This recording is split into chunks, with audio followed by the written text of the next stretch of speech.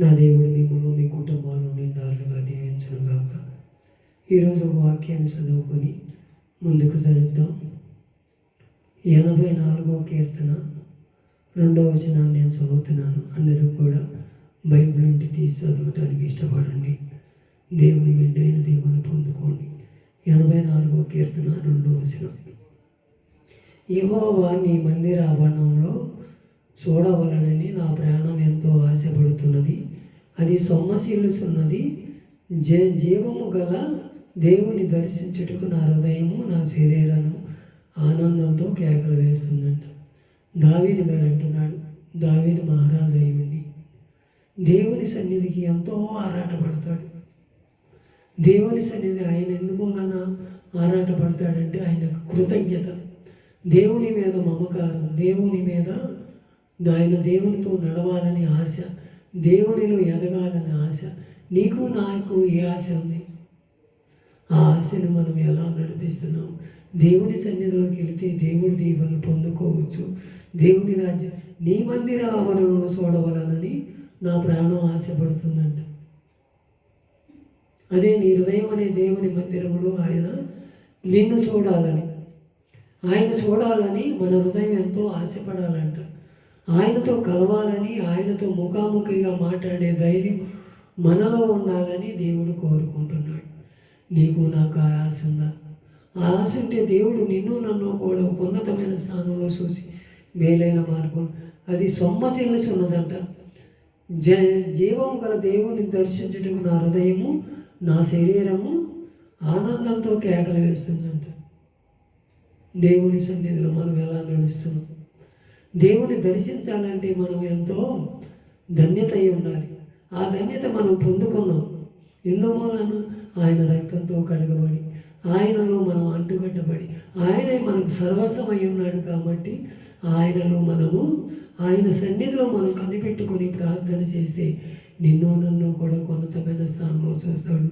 యెహోవా నీ మందిర ఆవరణంలో చూడవలని నా ప్రాణం ఎంతో ఆశపడుతుందంట. దుప్పి వాక్యుల కొడుకు ఆగుచిపడినట్టు, అయ్యా నీ వాక్యం కోసం నేను ఎదురు చూస్తున్నానయ్యా, నీ చిత్తంలో నన్ను నడిపించయ్యా అని మనం ఒక తీర్మానం చేసుకొని ఆయన సన్నిధిలో మనం ఆశ పెట్టుకుని ఉండాలి. అలాగే కీర్తన గ్రంథము 17:15 కూడా అంటున్నాడు, నేనైతే నీతి గలవాడనై నీ ముఖ దర్శనమును సూచెదను. నేను మేలుకొన్నప్పుడును నీ స్వరూప దర్శనముతో నా ఆశను తీర్చుకుందును. దావీదు గారు కూడా ఇక్కడ అలే అంటున్నాడు. ఏమంటున్నాడు? నేను నీతి గలవాడినేనయ్యా. ఎందు మూలాన నీతి గలవాడయ్యాడు? గొర్రెలు కాసుకునేవాడిని రాజుని చేశాడు. ఆ రాజుని చేయమట్టి ఆయన ఒక నీతిమంతుడిగా తీర్చబడ్డాడు. ఆయనలో అంటుకట్టబడ్డాడు. ఆయన రక్త మాంసాల్లో పాలు పొందే కృపను పొందుకున్నాడు.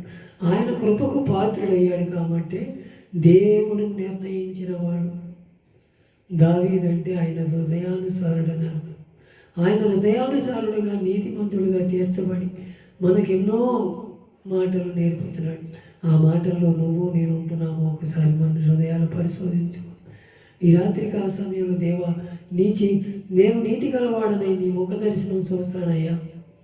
నేను మేలుకున్నప్పుడు నీ స్వరూప దర్శనమును నీ స్వరం నాకు వినిపించ చేయమని మనం ఒక తీర్మానం చేసుకుంటే దేవుడు ఈ రాత్రి నిన్ను నన్ను దర్శించాలని ఆశపడుతున్నాడు. నీకు ఆశ ఉందా? ఆశగా దేవా దావీదు కుమారుడా నన్ను దాటిపోవద్దయ్యా, నీ ముఖ దర్శనం నేను చూడాలయ్యా, నీ చిత్తంలో నన్ను నడిపించయ్యా. అయ్యా నా హృదయం సొమ్మసిల్లిపడుతుందయ్యా, నా ప్రాణం ఎంతో ఆశపడుతుందయ్యా. జీవము గల దేవుని దర్శించుటకు నా హృదయం నా శరీరం ఎంతో ఆనందంతో కేకలు వేస్తుందని చెప్పగలుగుతున్నాము. లేదు ఒకసారి మన హృదయాలు పరిశోధించుకుందామా? పరిశోధించుకుని నీ ముఖ దర్శనం నేను చూస్తానయ్యా. అయ్యా నీ ముఖ దర్శనం నాకు కావాలయ్యా అని ఎంతమంది అయితే తీర్మానం చేసుకుంటారు. వారి ముఖ దర్శనాన్ని చూస్తానికి ఆశపడతాడు. అలాగే మళ్ళీ 42వ కీర్తన 2వ వచనంలో నా ప్రాణం దేవుని కొరకు దప్పి కొరుస్తున్నది. దేవుని సన్నిధి నేను ఎప్పుడు వచ్చేదనని, ఆయన సన్నిధి నేను ఎప్పుడు కనపడేదనని ఆయన ఇప్పుడు కూడా దేవుని సన్నిధిలో అడుగుతున్నాడంట. ఏమని? నా ప్రాణం దేవుని కొరకు దప్పి కొలుసున్నదంట. దప్పి అంటే నీరు, ఆ నీరంటే వాక్యం. ఆ వాక్యాన్ని మనము దప్పి కొలుసు ఉండాలంట. ఆ వాక్యాన్ని మనం ఎప్పుడూ కూడా జ్ఞానం చేసుకుంటూ మంచి జ్ఞానవంతులుగా తీర్చిదిద్దబడాలని ఆశపడుతున్నాడు దేవుడు. నిన్ను నన్ను కూడా ఆయన ముఖ దర్శనం చూసే వారంగా ఉందాం. నీటి దుప్పి వాకిల కొరకు నీవు అయ్యా నా ప్రాణం ఎంతో నీ కొరకు ఆశపడుతుందని 42 కీర్తనలో కూడా అంటున్నాడు. 41 వచనంలో దుప్పి వాకిలు నీటి వాకుల కొరకు ఆశపడుతున్నట్లు దేవా నీ కొరకు నా ప్రాణం ఆశపడుతుంది అయ్యా. అయ్యా ఆశ తీరుస్తావా అయ్యా? నీ చిత్తమేంటో నాకు బయలుపరుస్తాయ్యా. ఇప్పటి వరకు జరిగినదేదో జరిగిపోయినది అయ్యా. నీ మందిరావరణంలో నా శరీరం నా హృదయం ఎంతో ఆనందంతో కేకలు వేయాలయ్యా. నీ సన్నిధిలో నేను నిలబడాలయ్యా.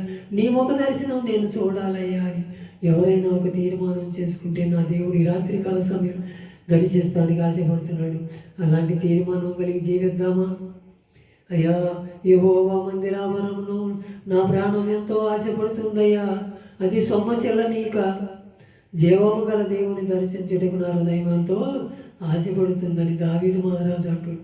మనం ఎందుకని అనలేకపోతున్నాం? ఒకసారి మన హృదయాల పరిశోధన. ఇక మీదటైనా అయ్యా నీ సన్నిధిలో నేనుంటానయ్యా. నీ జీవం గల దేవుని దర్శిస్తానయ్యా. ఈ రాత్రికాల సమయంలో నన్ను దర్శించయ్యా. దావీదు కుమారుడా నన్ను దర్శించమంటే ఈ రాత్రికాల సమయంలో నీ హృదయం అనే దేవాలయాన్ని తెలుసుకో. ఆయన ఈ రాత్రికాల సమయంలో నిన్ను దర్శిస్తాడు, నీ కుటుంబాన్ని దర్శిస్తాడు, నీకు మెండైన దేవుళ్ళు నడిపించడానికి ఇష్టపడుతున్నాడు. అలాంటి జీవము గల దేవుని దర్శిద్దామా? అలాంటి జీవము గల దేవుని దర్శించి నా శరీరము నా ఆత్మ నిన్ను చూడాలని ఆశపడుతుందయ్యా. ఈ నీ కృపలో నన్ను దాసయ్యని ఎంతమంది అయితే తీర్మానం చేసుకుంటారు వారి హృదయాలు పరిలింపజేసి దేవుని రాజ్యానికి అంగీకరించబడతారు. ఇట్టి కృప మనందరికీ దయచేయబడును గాక. ఆమేన్. అందరికీ